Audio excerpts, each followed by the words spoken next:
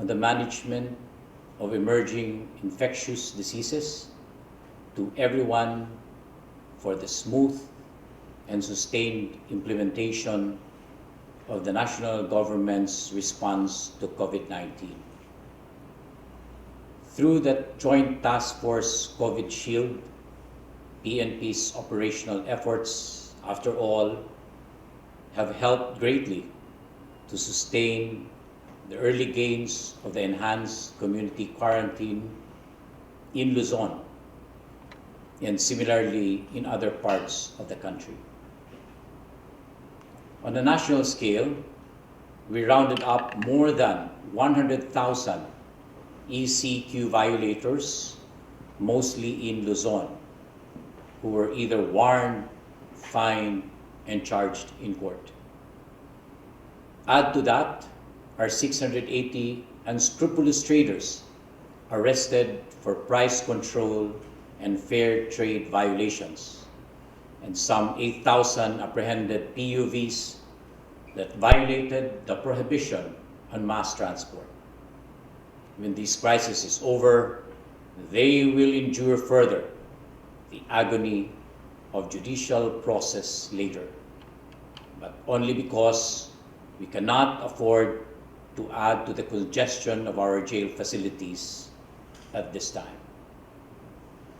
What was initially proposed as a community quarantine covering Metro Manila was supposed to end today, had it not been overtaken by the turn of events that made it urgently necessary to expand the duration and scope of the community quarantine and enhance its implementation across Luzon until April 30. This only goes to show that in this battle, we do not make the timeline. Rather, it is the virus that makes the timeline. And the best that we can do for the meantime is to manage the situation. It is the intention of President Rodrigo R. Duterte to mobilize all resources at the disposal of government to continuously implement measures and interventions imposed by the IATF MEID on the following.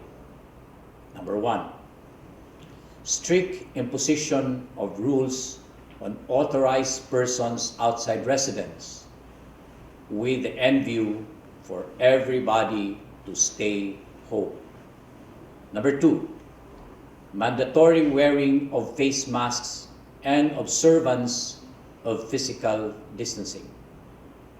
Number three, protection, assistance, security, and safe passage for all health workers, and to prevent the arrest of perpetrators of acts, violence, discrimination, and oppression committed on healthcare workers. And number four, unhampered passage of all essential cargo and commuter transport of frontliners in quarantine control points. From here, the way forward in my analysis is for us to expect a longer operation period in our law enforcement and public safety functions beyond April 30 for a possible selective quarantine in some areas. Until such time, we shall be able to rotate more personnel for frontline duty. To all officers, men and women of the Philippine National Police, I am proud to extend the deepest gratitude of the national leadership for your unwavering support and sacrifices in performing the PNP's mission to assume law enforcement and public safety duties in this whole-of-nation battle with an unseen enemy. As a member of the Interagency Task Force, I am witness to the hardships of our men and women in uniform who endure long hours at work in the field, away from the comforts of their home and family, and uncertain of the fate that awaits them at the front line. But needless to say, each and every member of the police force knows by heart the reason why we need to pass this way. Because it is a professional calling and a sworn responsibility to serve bestowed upon us by the people. That is why every government looks up to the uniformed services as its troubleshooter in any situation that requires application of police power of the state. A handyman who puts things in working order, and a gopher who always gets things done.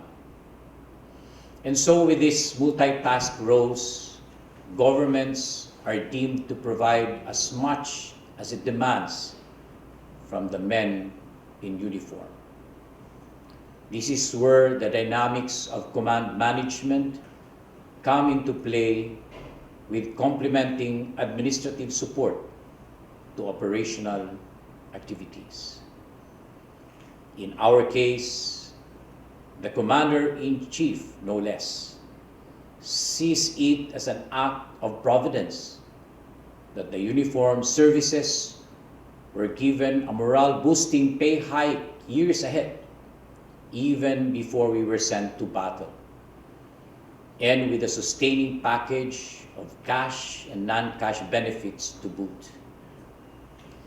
The PNP Administrative Support to COVID-19 Operations Task Force, or ASCOT, has been organized purposely to ensure efficient delivery of administrative support for optimum and efficient management, distribution and utilization of resources and supply, to sustain ongoing operations of Joint Task Force COVID Shield with administrative support, mechanism for personnel management, logistics, finance, and health management.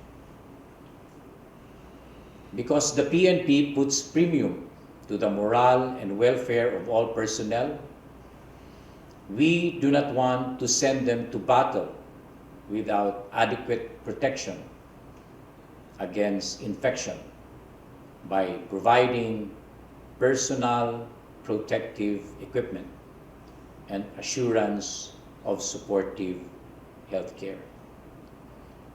The ASCOT aims to provide all these for our frontline troops. Among other administrative action along this line, I am glad to announce that on April 16, qualified personnel shall receive their hazard pay at a uniform rate of 500 pesos per day. That should further boost the financial flexibility of our troops and their families, apart from the full range of salary and allowances in April, sans any deduction for loan amortization for this month.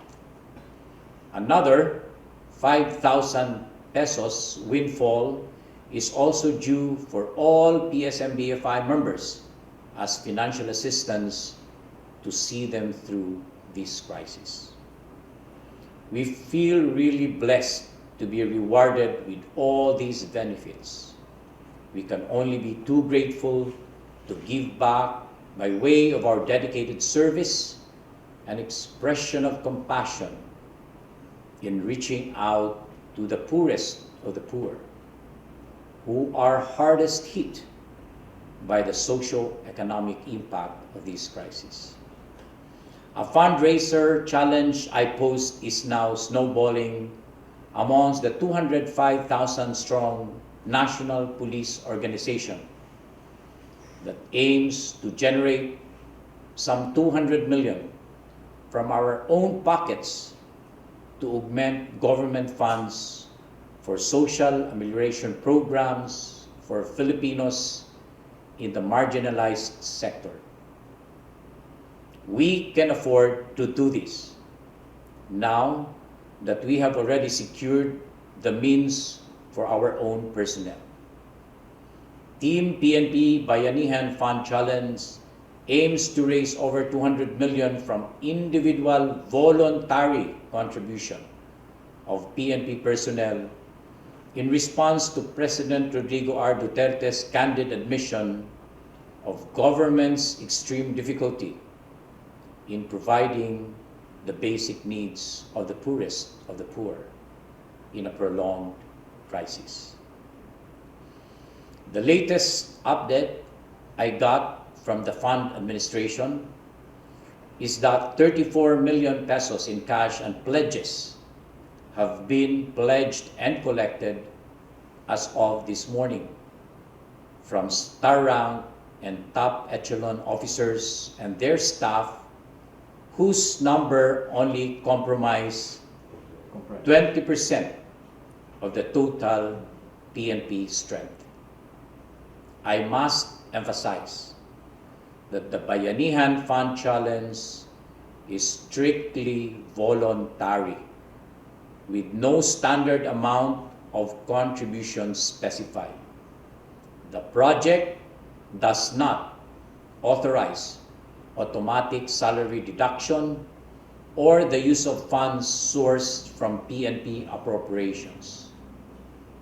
Men and women of the PNP, I know that individually we have more than enough to spare for our government and our people in their direst need.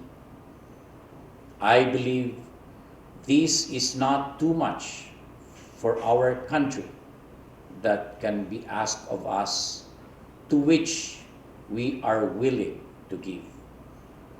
More than our services, this is our golden opportunity to selflessly share, provide social and moral support and economic relief to our fellow Filipinos who belong to the poorest of the poor. I also invite rank groups, sectors, associations, classes, and organizations within the PNP to participate in the Bayanihan Fund Challenge. As a show of our belief and commitment to this noble challenge, leaders in the command group and directorial staff, police regional offices, national support units, and all star rank officers have committed not 1,000, not 2,000 pesos each, but 50% of our basic pay for the month of May. I request all regional directors and national separate unit directors to lead this challenge project in their respective AORs. Together, we should defeat COVID and we should heal as one, because the stakes are high and patriots are now called upon to save not just this generation, but also generations to come. The Directorate for Controllership is the office primarily responsible for the project that will craft the implementing plan that will establish a scheme for the turnover of collected funds to the National Treasury or to any appropriate government agency to ensure transparency and accountability. The Directorate for Police Community Relations will assist the Directorate for Controller in communicating the project to the lower units through a communication plan and creation of an internet platform for real-time monitoring of the status of contributions. Finally, I join everyone in prayer for our own brothers and sisters in uniform who were among the mortalities of this deadly contagion. Others may have been infected as well, are assured of adequate supportive health care from the PNP until they are fully recovered to return to their duty.